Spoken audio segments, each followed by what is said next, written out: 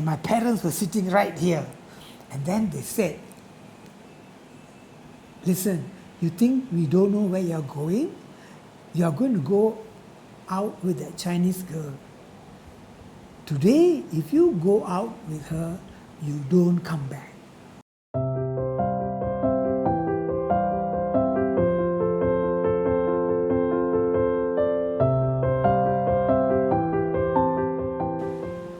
So I remember so clearly, my eyes were almost tearing and my hair was standing and I didn't know what to do. I was shivering. I had more hair.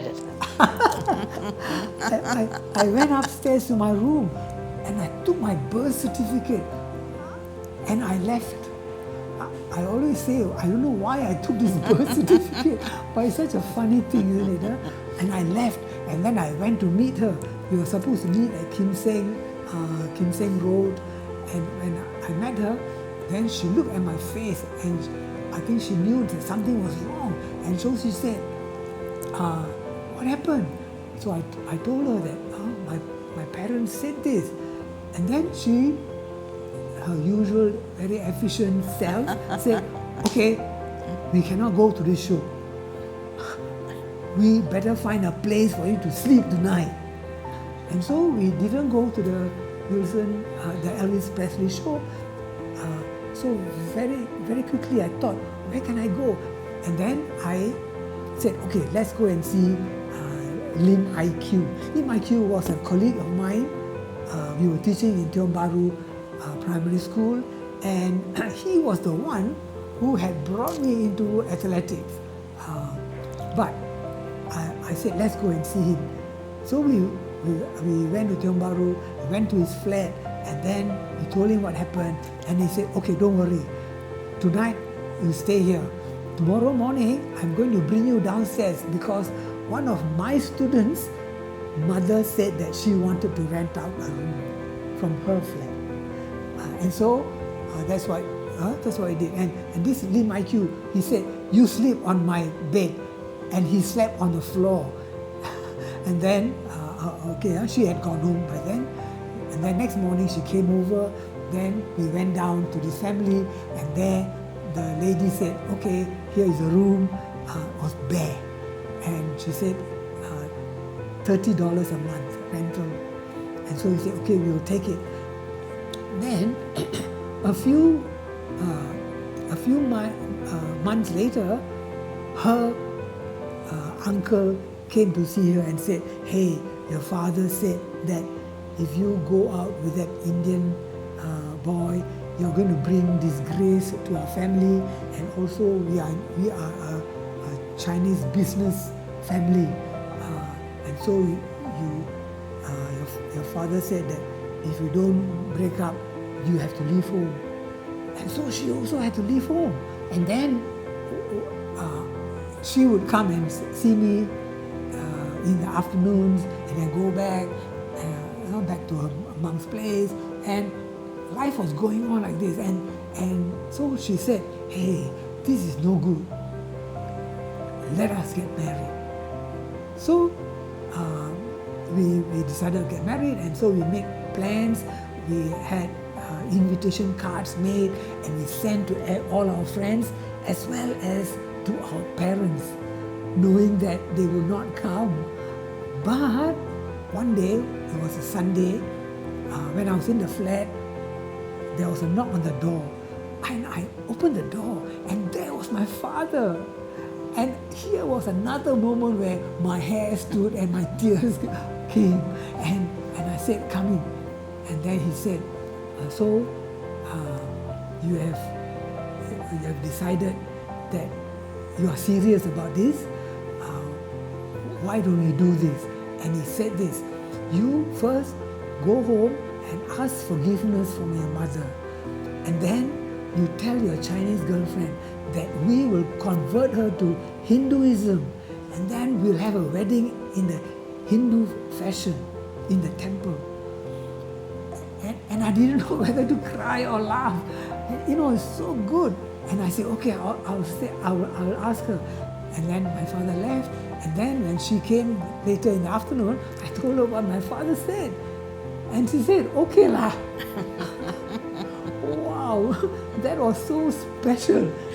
I don't know. Because I wanted to end all this thing, unpleasantness that's going on. So it's all right, what? If you want me to be Hindu, because I'm a free thinker, you see, so we don't do any of these religious things.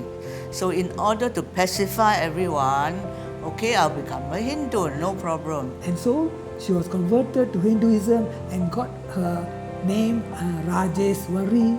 And then he told us, okay, he got the date. And it happened to be on the 17th of April, the same day as our Western wedding that we had planned.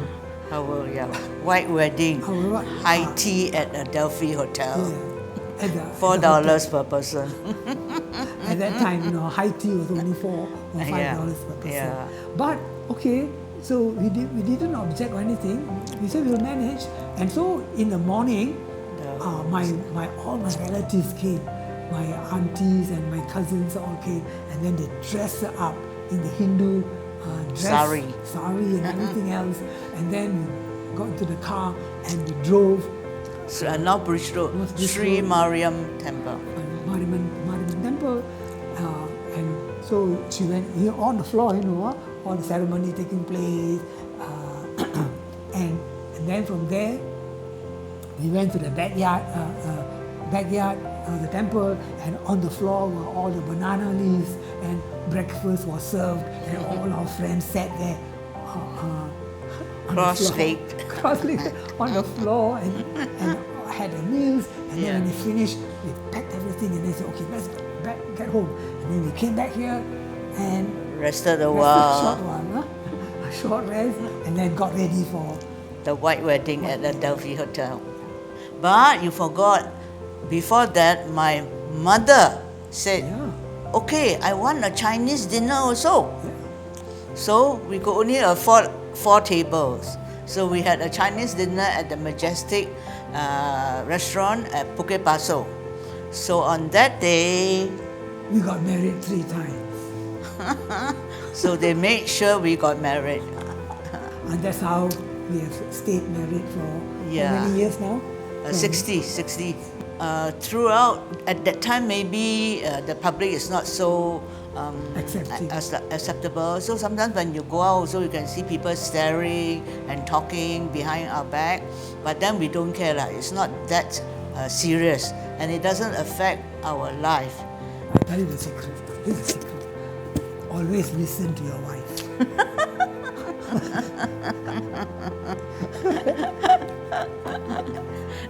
No, okay. You must say, always let her have the last words. Okay. And what are the last words? These are the last words. No, you must always say, yes, dear. I think it's a lot of what? Give and take? Give and take, not to harbor anything. Like for us also, even if we have a lot of disagreements, we will maybe shout at each other or whatever, which seldom to tell you the truth. But after that, you just forget it and just go on with whatever you're doing, right? There's no holding back. I think that is the secret. And don't think that, oh, I must have the last word. I mean, okay lah, he or she may do something wrong, just spit it, have it out, and then forget about it and just get on with life. I think that's how we survive. I think as a couple, we must not feel that we want to be superior. Yeah. We are equals. Yeah.